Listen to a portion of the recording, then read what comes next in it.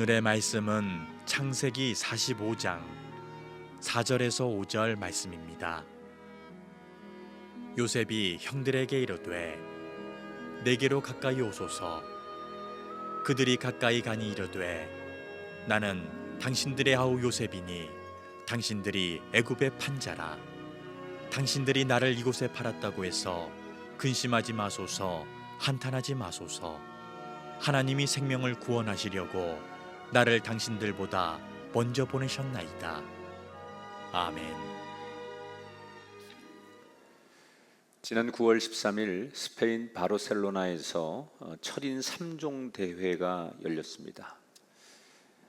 이날 최고의 관심을 끌었던 하이라이트는 1등 우승 선수의 주목이 됐던 것이 아니라 3등 선수가 누가 되느냐, 이것이 굉장히 화제가 되었습니다. 왜 그랬냐면 사실 보통 우리가 3등까지는 메달을 주잖아요. 그리고 이 대회에서 3등까지는 상금을 줍니다. 그래서 4등은 별 의미가 없고 3등에 입상을 해야만 여러 가지 혜택을 받는데, 결승점 한 50m를 앞에 두고 3등으로 당시에 영국 선수가 달리고 있었습니다. 그런데 이 선수가 커브를 돌다가 그만 길을 착각을 합니다.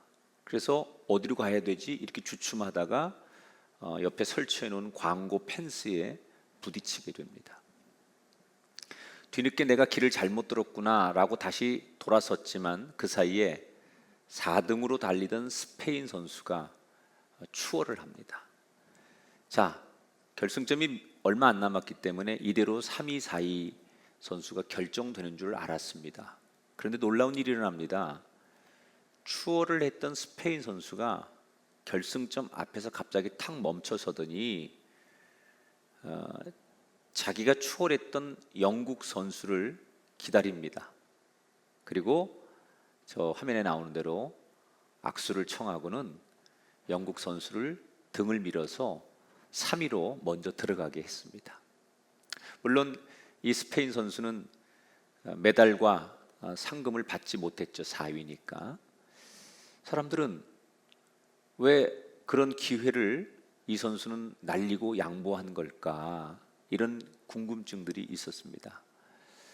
그런데 얼마 뒤 이렇게 자신의 등수를 양보했던 이 선수는 모든 걸 잃은 줄 알았는데 더 많은 것을 얻게 됩니다. 우선은 관객들이 그 과정을 지켜보면서 양보한 스페인 선수에게 더 많은 박수를 보내고, 언론의 플래시는 이 선수에게 주목하기 시작합니다. 메달을 받지는 못했지만 주최 측으로부터 나중에 이 소식을 듣고 명예 3위 입상자 자격을 받고 3위와 똑같은 상금을 받게 됩니다. 물론 메달과 상금을 받은 것도 중요했지만 이 선수의 그 이름과 행동이 온 세계에 화제를 일으켰다는 거죠. 이 선수는 자기를 좀 희생하고 남을 조금 웃고 행복하게 해줬더니 결국 자기 자신에게 더 많은 혜택이 돌아오게 된 사람이에요. 세상에는 세 부류의 인생이 있습니다. 첫째는 내 주변을 불행하게 해서라도 내가 꼭 행복해야 되겠다, 이런 사람이 있고요. 두 번째는 남이야 어떻게 살든 전혀 신경 쓰지 않는, 있는 듯 없는 듯 산 그런 인생의 종류가 있고요. 세 번째는 내 행복을 넘어서 내가 가지고 있는 행복을 주변 사람들에게 나누어서 나도 행복하지만 주변도 행복하게 만드는 사람이 있어요. 어떤 사람이 행복한 사람일까요? 요즘처럼 이렇게 세상이 흉흉하고 살기가 힘들 때는 사람들이 본능적으로 나의 행복을 먼저 찾으려고 해요. 그리고 뺏기지 않으려고 해요. 그런데 진짜로 행복한 인생은 나도 행복하고 내 주변도 행복하게 만드는 사람이에요. 여러분, 하나님께서 아브라함에게 최고의 복을 내리면서 명령하셨던 한 문장이 뭐예요? 너는 복의 근원이 될지라. 저는 오늘 이 시간 다양한 곳에서 예배하는 모든 성도님들에게 이렇게 축복하고 싶어요. 여러분이 예수님처럼, 아브라함처럼 나도 복을 받고 주변도 복을 받게 하는 그런 이 시대의 복덩어리가 되기를 주의 이름으로 축원합니다.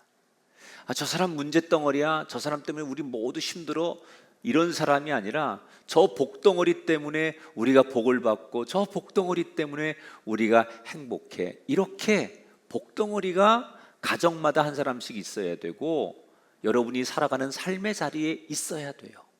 그 복덩어리 때문에 여러분 가정이, 우리 주변이 복을 받아야 돼요. 그러면 우리가 그런 주인공이 되려면 어떤 삶을 살아야 할까? 오늘 창세기 45장의 말씀을 나눌 건데요. 지난 시간에 요셉 이야기하면서 넷째 형 유다가 막내 동생 베냐민을 위해서 그 변론해 주는 이야기, 총리에게 탄원을 하면서 정말 구구절절히 감정적으로 자신을 희생하는 그런 감격스러운 모습을 들으면서 총리인 요셉이 마음이 점점점 녹아내리는, 그리고 그 모습을 보면서 하염없이 눈물이 흘러내리는 모습까지 여러분에게 소개를 해드렸어요. 자, 주체할 수 없는 눈물이 흘러내리는 그 모습에서 오늘 성경 이야기로 들어가면 이미 요셉은 그 유다 형이 막내 베냐민을 위해서 자신의 모든 걸 희생하며 아버지 얘기를 하고 걱정하는 그 진정한 변화된 모습을 보면서 벌써 감정의 뚝이 터지고 눈물의 뚝이 터졌어요. 주체할 수가 없었던 거죠. 그러나 여기서 이렇게 감정적으로 모든 걸 내려놓으면 안 되니까 겨우겨우 감정을 추스리고 제일 먼저 뭘 하냐? 울고 있는 자신의 얼굴을 가리고서는 옆에 있는 수발을 드는 모든 종들을 연회장에서 나가게 합니다. 이 종들을 내보냈다는 것은 자기 형들을 배려하는 거예요. 이제 본격적으로 형들의 지난날 도단에서 자신을 팔고 나쁜 짓을 했던 이 모든 것들을 드러내야 되는 때, 다른 이방 종들이 형들의 그 추행과 과거를 알게 하면 형들이 자존심이 상할 테니 형들을 배려하는 의미에서 종들을 다 나가게 해요. 그리고 이제는 요셉의 형제들만 연회장에 덩그러니 놓여 있습니다. 이때부터는 절제하던 눈물이 소리를 내어서 대성통곡을 하기 시작하죠. 여러분, 이 대성통곡하는 이 장면은 저는 오늘 우리 한국 교회가 내지는 이 땅에 지금 신앙생활하는 그리스도인들이 반드시 회복해야 될 눈물이라고 생각해요. 지금 요셉이 흘리는 이 대성통곡의 눈물은 총리의 지위, 자신의 신분, 남들이 나를 어떻게 보느냐, 이런 건 중요하지 않아요. 이런 건 하나 의미가 없어요. 그냥 하나님 앞에 어린아이처럼 순수한 감정 그대로를 내놓는 거예요. 남이 나를 어떻게 보든 내가 어떻게 불리든 그런 건 중요하지 않아요. 정말로 순수하게 자신 안에 감추어져 있는 응어리를 토해내는 거예요. 우리에게는 이 눈물이 있었습니까? 과거에는 우리도 요셉처럼 하나님 앞에 대성통곡하고 어린아이처럼 하나님의 이름을 부르며 우리의 죄를 토해냈던 적이 있었어요. 그런데 세월이 지나고 교회가 시대와 맞춰서 많이 변하면서 오늘 한국 교회에 이렇게 우리가 우리의 죄를 토해내고 우리의 지나간 과거를 토해내는 요셉과 같은 진실한 눈물이 언젠가부터 사라졌어요. 우리가 살아가는 시대가 감정이 메마르고 눈물이 없는 시대이기도 해서 그렇지만, 그만큼 우리는 하나님 앞에 우리의 첫사랑, 첫신앙을 잃어버렸다는 거예요. 어쩌면 오늘 우리가 회복해야 될 것은 교회 건물이거나 이름이 아니에요.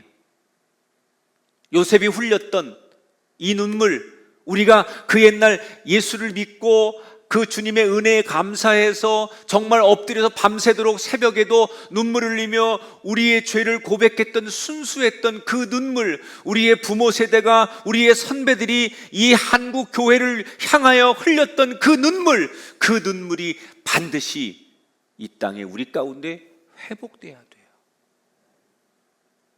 때로는 목회하면서 그 옛날 그 눈물이 문득문득 그립기도 할 때가 있어요. 그렇게 통곡을 하며 요셉은 지난 22년 동안에 자기가 살아온 시간이 주마등처럼 흘러가는 거예요. 일찍 세상을 떠나서 마음 놓고 엄마의 사랑과 엄마의 정을 받지 못한 그 엄마를 그리워하는 마음부터, 많은 형제들 가운데 자신에게 유독 사랑을 주고 채색 옷을 입혀가며 아낌없이 사랑을 주었던 아버지에 대한 그리움과 미안함, 17살 때 도단 들판에서 살려달라고 눈물을 흘리며 매달렸건만 잔인하게 자신을 상인들에게 팔아버렸던 그때 끔찍한 들판에서의 상처, 그리고 이집트에 와서 보디발 집에서 10년 동안 노예 생활하고 다시 억울하게 3년 동안 감옥살이하며 지금의 우여곡절을 통과해 총리가 된 그 지나온 세월들이 쫙 흘러가는 거예요. 그래서 더 통곡하는 거예요. 그런데 이 통곡을 하며 울고 있는 총리를 바라보는 이 요셉의 형제들은 난감하기 그지없는 거예요. 그 위험이 대단하고 감히 쳐다볼 수 없는 이 총리가 왜 이렇게 울고 있는지 이유를 모르겠는 거예요. 그런데 요셉이 먼저 말을 건넵니다. 자기가 쓰고 있는 총리의 근엄한 그 옷, 그리고 모자 이런 걸 벗고 드디어 이때부터는 통역을 쓰지 않고 히브리어 말로 직접 요셉이 형제들에게, 형님들 저 기억 안 나십니까? 저 요셉입니다. 그리고 먼저 자신을 드러내요. 전혀 꿈에도 생각해보지 못한 요셉이라고 하는 말에 형제들이 놀라서 이게 어떻게 된 거지 믿지 못하는 표정을 짓자 요셉이 더 울먹이며, 형님들 그 옛날 도단 들판에서 살려달라고 한 나를 상인들에게 파시던 그때를 기억 못하십니까? 그 요셉이 납니다. 여러분, 요셉을 들판에서 상인들에게 팔았던 이 사건은 요셉과 그 형들만 알아요. 아버지에게도 모르는 비밀이에요. 그런데 이 사실을 말하고 있는 이 앞에 총리는 분명 요셉이 아니면 알 수 없는 사실을 이야기하는 거예요. 갑자기 자신의 몸의 신체 일부에 점 하나를 보이면서, 형님들 이거 기억 안 나세요? 어릴 적 이 점 때문에 형들이 저 많이 놀렸잖아요. 그러면서 어릴 적의 추억을 하나하나 이야기하며 자기가 요셉인 것을 강조하기 시작해요. 그리고 첫째부터 형들의 이름을 하나하나 부르고 아버지의 안부를 묻습니다. 점점점 시간이 갈수록 자기 앞에 놓여있는 그 대상이 요셉임이 분명해지기 시작하자 형제들은 다른 생각 하나도 안 하고 한 가지의 생각으로 온몸을 부들부들 떱니다. 이제 우린 죽었다. 겁에 잔뜩 질린 형들은 요셉에게 엎드려 두 손을 싹싹 빌며 울먹이며 살려달라고 엎드려 간청을 하기 시작합니다. 이때 요셉이 울먹이며 형님들, 저는 괜찮습니다. 걱정하지 마십시오. 과거의 아픔, 그때 그 사건 다 잊었습니다. 여러분, 하나님의 은혜를 입은 사람만 할 수 있는 고백이에요. 요셉이 성공했기 때문에 과거를 용서하는 게 아니라 하나님께 은혜를 입었기 때문에 이런 고백을 할 수 있는 거예요. 진정한 하나님의 은혜를 입고 하나님의 사랑을 입은 사람은 요셉처럼 과거에 머물지 않고 그 과거를 내려놓을 수 있는 당당한 고백을 할 수 있는 사람. 한 사람 한 사람 루벤 형으로부터 일으켜서 그 형들과 얼싸안고 재회의 기쁨의 감정을 눈물로 확인하고 드디어 막내 베냐민을 일으켜 세우더니 네가 그 젖먹이 베냐민이더냐? 내가 네 형 요셉이다. 그리고 다시 끌어안고 통곡을 하기 시작하는 거예요. 그리고 그렇게 한참 동안 울고 드디어 요셉이 이게 어떻게 된 일인지 지금까지의 모든 과정을 형제들에게 다 설명을 하고 앞으로 어떤 일이 있을지 계획을 얘기하기 시작해요. 하나님께서 이 땅에 이런 풍년과 흉년을 주시는데 지금 흉년은 앞으로도 5년간 더 지속이 될 건데 고향에 있는 아버지와 형들을 내가 이곳으로 모셔와서 살게 할 테니 아버지를 모시고 이곳으로 오라고 자기의 계획을 이야기하기 시작해요. 사실 지금 요셉은 모든 것을 내려놓고 자기의 계획을 이야기하지만 아직까지도 형들은 어떤 마음의 불안감이 있냐면 이 요셉이 정말로 자기들에게 보복하지 않고 다 용서를 할 수 있을까? 혹시 아버지를 데려오면 그 뒤에 복수하려고 하는 건 아닐까? 그런 생각으로 이 요셉의 이야기와 요셉의 눈치를 보면서 지금 불안해 아직도 떨고 있는 거예요. 그런데 요셉의 머릿속에는 보복이라는 거, 이런 단어는 잊은 지 오래예요. 지금까지의 과정을 보면 이 상황에선 누구든지 본능적으로 복수, 보복, 이걸 생각하는 게 당연한 거 아니겠습니까? 그런데 어떻게 요셉은 인간에게 끌어오르는 그 복수의 감정을 해소할 수 있었을까?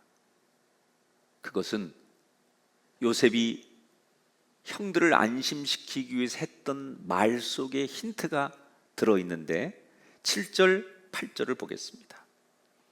하나님이 큰 구원으로 당신들의 생명을 보존하고 당신들의 후손을 세상에 두시려고 나를 당신들보다 먼저 보내셨나니 그런즉 나를 이리로 보낸 이는 당신들이 아니요 하나님이시라.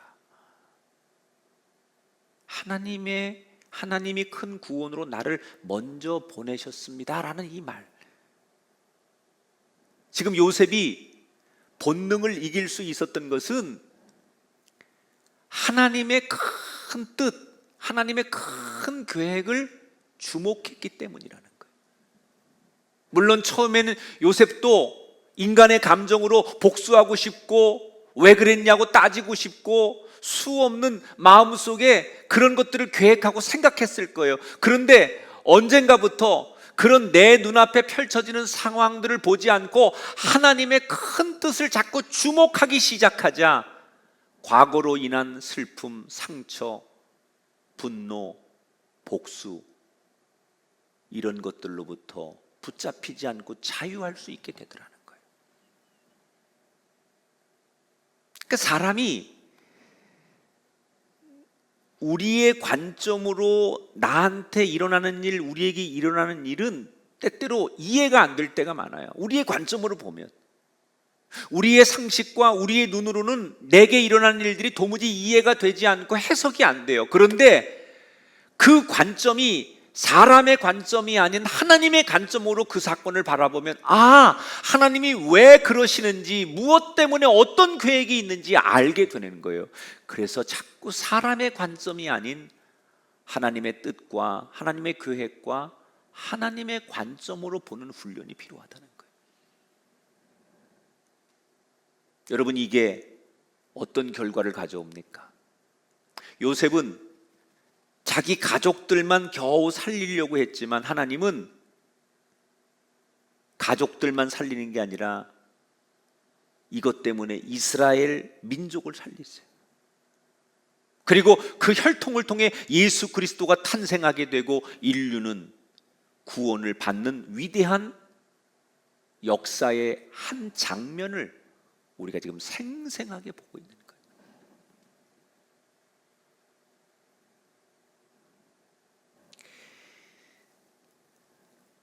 오늘 저는 이 성경을 여러분과 나누면서 성경이 우리에게 질문을 하고 있다고 생각해요. 여러분에게 지금 성경은 질문하는 거예요. 이 성경을 통해서 뭘 질문하느냐? 당신은 지금 무엇을 주목하고 있느냐? 오늘 당신은 당신에게 일어나는 삶의 한복판에서 무엇에 주목하고 있느냐고 이 성경이 우리에게 질문하고 있는 거예요. 온 세상을 이끌고 계신 하나님의 뜻에 주목하고 있느냐, 아니면 내 앞에 펼쳐지는 돈과 세상의 인간관계와 내 앞에 내 주변의 일상 속에서 나를 거슬리게 하고 나를 힘들게 하고 내 뜻대로 되지 않아서 나를 고통스럽게 하는 환경에 여러분의 삶을 주목하고 있느냐? 성경은 우리에게 오늘 질문하고 있어요. 너는 무엇에 주목하고 있느냐?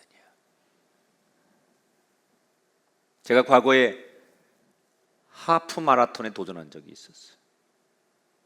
두 가지 방식으로 뛰어봤는데 멀리 보고 뛸 때는 힘들지 않아요. 그런데 중간쯤 가서 힘이 드니까 자꾸 멀리 안 보게 되고 땅을 보게 되고 주변 선수들을 의식하게 되고 그러다 보니까 더 지치는 거예요. 그리고 성적이 안 나는 거예요. 인생도 똑같습니다. 내 앞에 내 옆에서 나를 거슬리게 하고 힘들게 하는 일들, 그런 걸 자꾸 보면서 달리는 인생은 갈팡질팡할 수밖에 없어요. 더 지칠 수밖에 없어요. 그러나 눈을 들어서 온 세상을 이끌어 가시는 그 하나님을 바라보고 그 하나님의 뜻에 주목을 하면 지난 아픔들, 내게 일어나고 있는 일들은 바람처럼 지나가게 되고 나를 괴롭히지 않게 된다는 거예요. 이걸 잘 하셨던 분이 예수님 아닙니까? 십자가 사건을 앞에 두고 예수님은 마음이 복잡했어요. 죽음에 대한 두려움도 있었겠지만 사람들로부터 비난을 받는 것도 예수님은 괴로움이셨어요. 얼마나 힘들었으면 예수님께서 하나님 앞에 이 잔을 지나가게 해달라고 기도까지 하시잖아요. 그러나 그렇게 기도하시던 예수님께서 마지막에 위대한 고백을 남기십니다. 누가복음 22장 42절에 보면 아버지의 원대로 되기를 원합니다. 이 예수님의 고백의 뜻은 뭡니까? 내가 무슨 일을 만나든지 오직 하나님의 큰 뜻만 바라보겠습니다 라고 고백을 하는 거예요. 그랬기 때문에 예수님은 온 인류를 구원하는 하나님의 뜻만 바라보기를 원하시고 나갔기 때문에 세상을 이길 수 있었고 우리를 구원하실 수 있게 됐다는 거예요. 예수님이 그랬던 것처럼, 요셉이 그랬던 것처럼 하나님의 계획, 하나님의 그 뜻, 하나님의 생각에 우리의 삶을 주목할 때 우리는 지는 것 같지만 결국 승리하게 된다는 사실을 기억하십시오. 그게 복덩어리가 되는 거예요. 안 될 것 같은데 하나님의 뜻에 자꾸 나를 맞추고 하나님의 뜻에 자꾸 우리가 주목하는 훈련을 하니까 처음에는 힘들고 안 되는 것 같고 뒤처지는 것 같은데 결정적인 순간에 하나님께서 우리에게 하나님이 주시는 복으로 우리의 가정을 일으키시고 내 삶을 일으키셔서 내가 꼭 필요한 복덩이가 되는 거예요. 하나님이 우리를 여기에 부르신 이유가 뭘까요? 문제덩어리로 살라고 우리를 부르신 게 아니에요. 복덩어리가 되어라. 그럼 우리가 해야 할 일은 요셉처럼 하나님의 뜻은 무엇일까? 그 관점으로 자꾸 보는 훈련을 해야 돼. 내 과거, 지금 일어나고 있는 아픔, 고난, 실패, 이런 것들을 바람처럼 날려버릴 수 있는 절호의 찬스는 하나님 앞에 당신의 뜻이 무엇이냐고 묻는 데서부터 시작될 줄 믿습니다. 저는 오늘 이 성경을 여러분에게 한번 이렇게 보기를 제가 제안해요, 설교자로서. 지금 우리가 오늘 이 사건을 요셉과 그의 형제들의 관점에서 계속 보고 있는데 이 사건을 다른 사람의 시각으로 보면 어떻게 해석이 될까? 특히 요셉 주변에 있는 이집트의 사람들, 이집트의 왕은 이 사건을 어떻게 볼까? 한번 그렇게 봤으면 좋겠어요. 자, 요셉이 자신의 종들을 다 물러가게 하잖아요. 근데 이제 종들이 굉장히 당황해하는 거예요. 여러분, 이집트의 총리 정도면 아주 정말 굉장한 질서정연한 경호와 비서진들이 달라붙지 않겠습니까?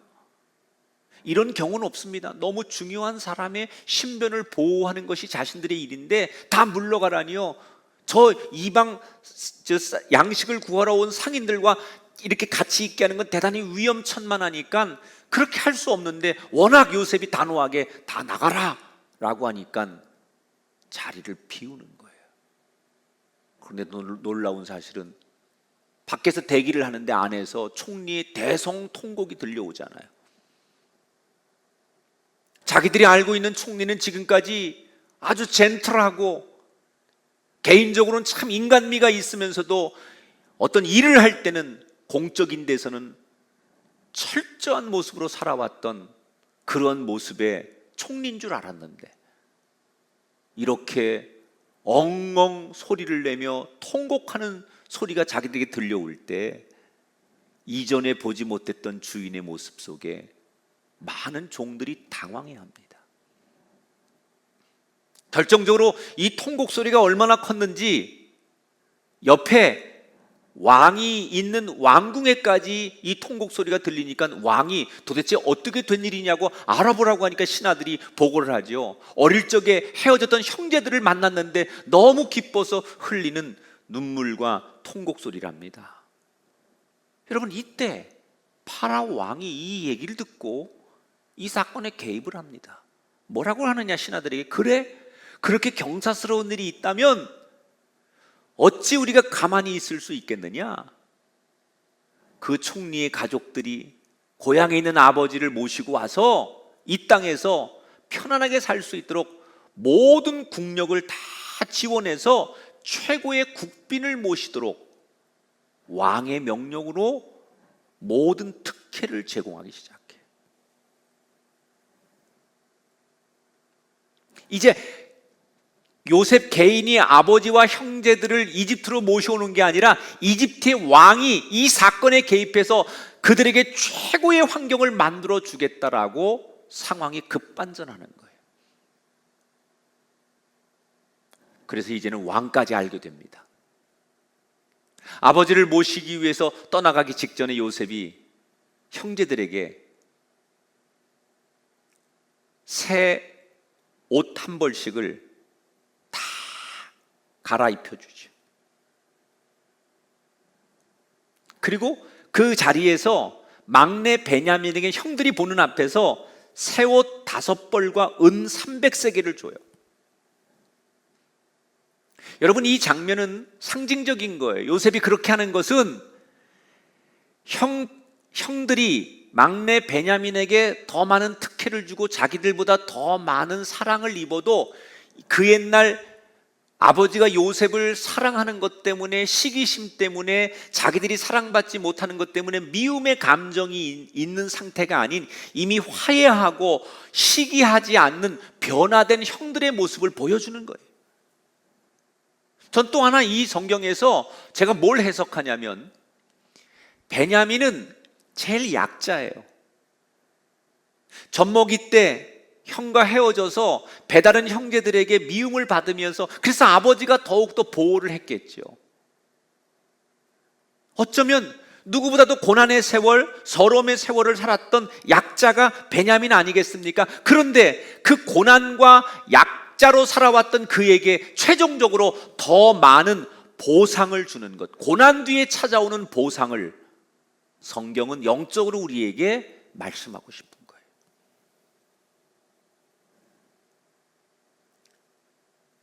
형제들 모두에게 채색 옷을 갈아입혀 줬어요. 여러분, 이것은 이런 상징입니다. 22년 된 도단 들판에서 아버지가 요셉에게만 입혀주었던 그 채색 옷이 꼴보기 싫어서 그 옷을 벗겨서 구덩이에 던지고 상인들에게 팔아버리고, 그 채색 옷을 동물의 피를 묻혀가지고 아버지에게 가서 요셉이 들짐승에게 잡혀 먹힌 것 같다고, 죽은 것 같다고 그 채색 옷을 내던졌던 그 형들, 자신의 몸에 입고 있던 옷을 벗겼던 형들에게 이제는 요셉이 뭘 해요? 거꾸로 옷을 입혀주는 거예요. 반대의 설정을 만들죠. 형들은 요셉의 옷을 벗겼지만 요셉은 형들에게 옷을 입혔어요. 이게 하나님의 사랑이에요. 화해의 상징이에요.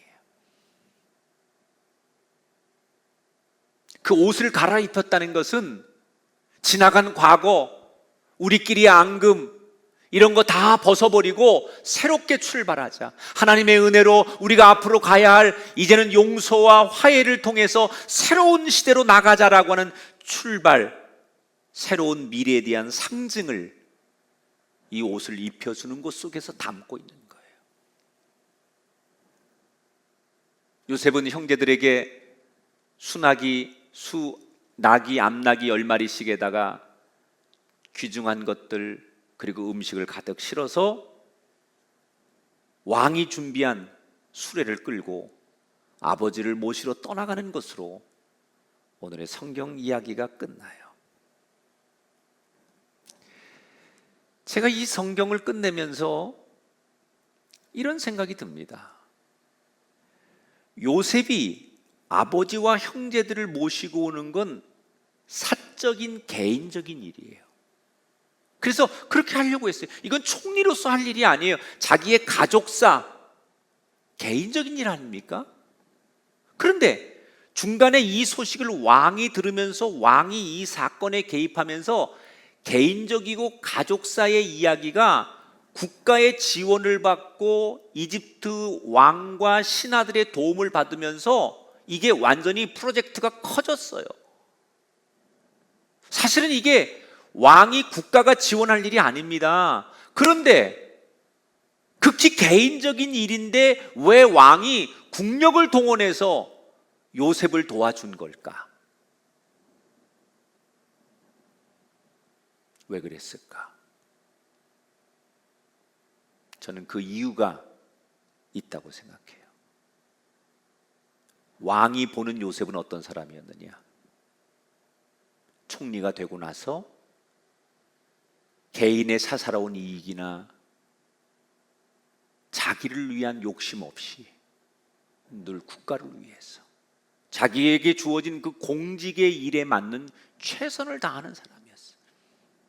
조금이라도 자신의 욕심을 채우거나 자신의 이익을 생각하지 않고 주어진 그 공직의 일에, 주어진 그 자기의 자리 앞에 최선을 다하는 모습을 왕은 늘 봤던 거예요.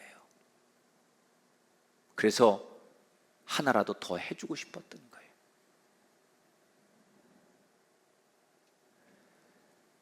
저는 바로 이 장면에 우리가 복덩어리가 되는 두 번째 비결이 들어있다고 생각해요. 지금 요셉처럼 얼마든지 내 노후와 미래와 내 개인적인 것, 내 자녀들을 위해서 내 욕심을 채울 수 있는 그 상황에서도 개인적 욕심은 내려놓고 내게 주어진 공적인 일, 맡겨진 일, 세상의 일에 최선을 다하는 그의 삶에 하나님께서 보상하시는 거예요. 세상에선 그렇게 살면 바보 같아요.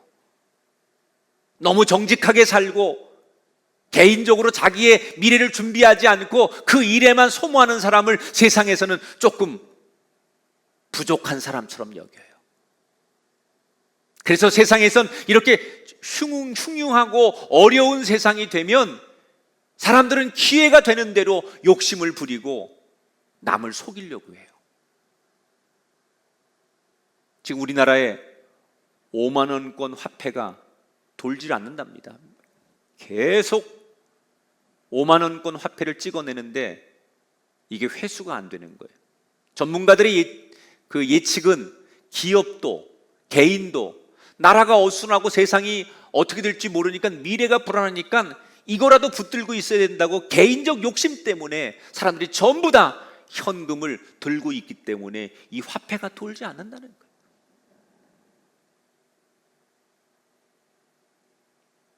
성경으로 돌아가 보세요. 느헤미야가 당시에 어떻게 왕의 신뢰를 받아서 예루살렘의 총독이 될 수 있었습니까?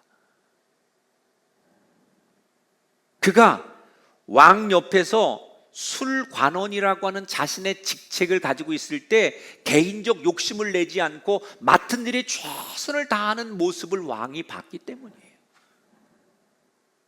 다니엘이 어떻게 페르시아 대제국의 수석 총리가 될 수 있었습니까? 그것 역시도 그가 맡겨진 일에 무엇보다 개인적 욕심을 부리지 않고 왕이 신뢰할 수 있을 만큼 공적인 일에 최선을 다하는 것을 봤기 때문이에요. 우리의 신앙의 선배들이 오랫동안 박해를 받고 고난을 받으면서도 어떻게 버틸 수 있었을까? 바로 요셉처럼, 다니엘처럼, 느헤미야처럼 주어진 일을 잘 감당하면서 힘들지만 세상 앞에 신뢰를 잃지 않았기 때문이에요. 박해와 핍박이 있었지만 세상 사람들 앞에서 기독교인들은 달라 이렇게 인정을 받는 거예요. 여러분, 기독교는 세상이 어려울수록 더 자기를 희생하고 자기를 나누고 더 열심히 부지런하게 일을 해서 세상 사람들로 하여금 기독교인들은 달라, 하나님을 믿는 사람들은 달라 라고 인정을 받고 신뢰를 받을 때 한 세대가 지나 고난을 뛰어넘으며 다시 살아났던 거예요. 우리 선배들이 그렇게 살아온 것을 지금 우리가 감당해야 돼요. 하나님의 그 축복을 다음 세대에게 넘겨주기 위해서 우리는 지금 뭘 해야 되느냐? 세상의 신뢰를 얻어야 돼요. 예수 믿는 사람들이 나 하나 어떻게 잘 살자고 욕심 부리고 사는 거 세상 사람들이 보면 안 돼요. 어떻게 우리 가정 내 아이들만 잘 살게 하는데 관심을 갖는 것을 세상 사람들이 보면 우리를 신뢰하지 않아요. 무슨 일을 하든지 우리에게 일을 맡기면 개인의 욕심 없이 최선을 다하는 요셉과 같은 모습을 세상 사람들이 볼 수 있게 해줘야 돼요. 그렇게 살면 세상은 힘들면 힘들수록 그리스도인들을 더 부르게 돼 있어요. 예수 믿는 사람들을 더 의지하게 돼 있어요. 그게 복덩이 아닙니까? 네가 없으면 안 돼. 네가 필요해. 요셉이 왕에게 복을 받은 것처럼 하나님의 때에 나를 통하여 우리 가정, 내 자녀, 내 삶의 자리가 복을 누리게 될 줄 믿습니다. 세상은 복수가 나의 힘이라고 말할지 모르지만 믿는 사람은 축복이 나의 힘입니다. 우리가 복덩이가 되기 위해 내 눈앞에 펼쳐지는 지금의 상황에 주목하지 말고 하나님의 큰 계획과 큰 뜻에 우리의 시선과 생각을 주목하고 바라보십시오.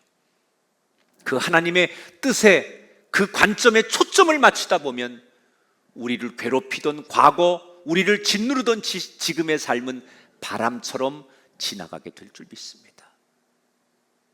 욕심 부리면 안 돼요. 왜 기독교인들이 자꾸 세상의 지탄이 되고 트러블 메이커가 됩니까? 우리가 먼저 내려놔야 돼요. 예배 귀합니다. 교회가 예배를 드리는 것 생명을 걸고 해야 됩니다. 그러나 이렇게 세상 사람들이 걱정하고 힘들어할 때 우리가 드릴 수 있는 예배를 먼저 이렇게 비대면으로 드리겠습니다라고 양보하면서까지도 우리의 맡겨진 일을 스스로 감당하고 하나님의 뜻에 맞출 때 나도 하나님 앞에 잘 되고 세상도 잘 되게 하는 복덩이가 되는 거예요. 이번 추석 명절 여러분 복덩이가 되십시오. 그래서 여러분의 가문, 여러분이 만나는 일가 친척 모두에게 여러분을 통한 하나님의 축복이 흘러가게 하는 멋진 명절, 멋진 인생들이 되시기를 주님의 이름으로 축원합니다.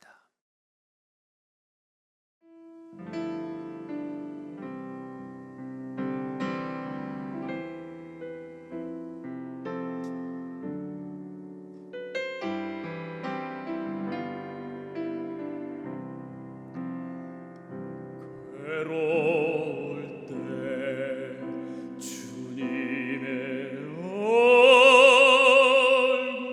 보라 평화의 주님 바라보아라 세상에서 시달린 진 모두가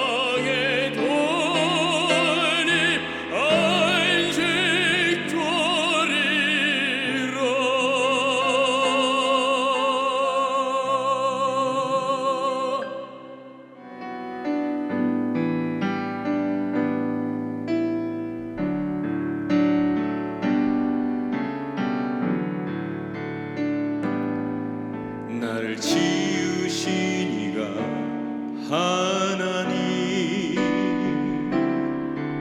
나를 부르신 이가 하나님,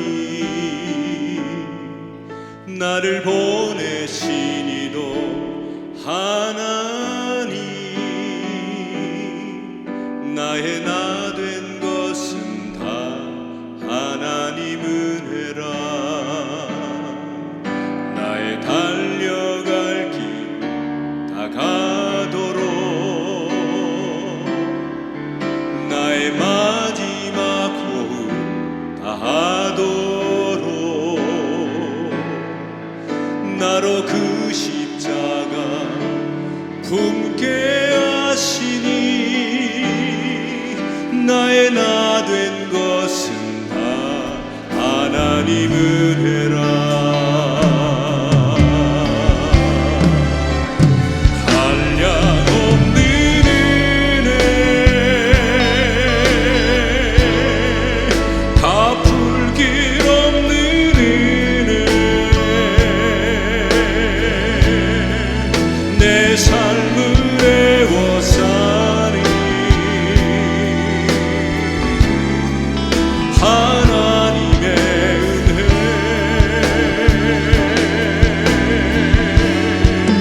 나 주저함 없이 그 땅을 밟음도 나를 붙드시는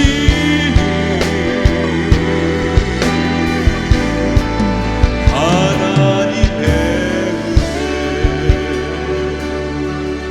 나를 지으신 이가 하나님,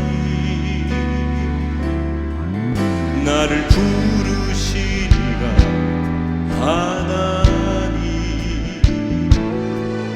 나를 보내신 이도 하나님, 나의 나 된 것은 다 하나님 은혜라.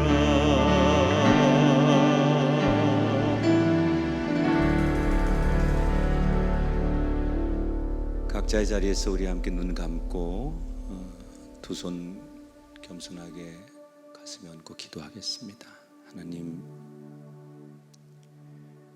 하나님은 분명히 나를 이 세상에 복덩어리로 세워주셨는데, 내가 누구에게 골칫덩어리, 문제덩어리로 살아가고 있지는 않습니까? 물론 너무 살기 힘들고 너무나 버거운 일들이 많이 일어나니까 우리가 연약하여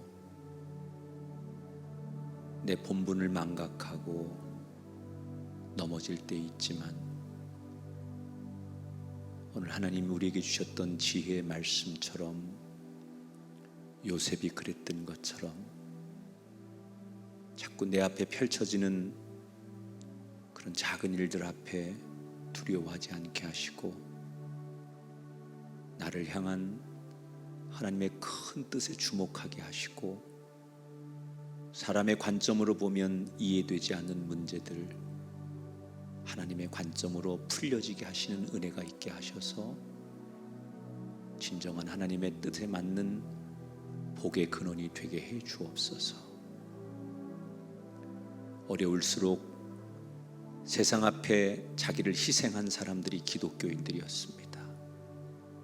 자신들의 이익과 욕심으로 본능으로 살아가려고 몸부림치는 세상에서 순진하게, 더 정직하게 맡겨진 일에 누구보다 최선을 다하는 사람들이 될 때, 세상에서는 바보 같은 사람일지 몰라도 하나님의 때에 하나님이 반드시 우리가 경험하지 않은 최고의 복을 결정적인 순간에 주실 줄 믿습니다.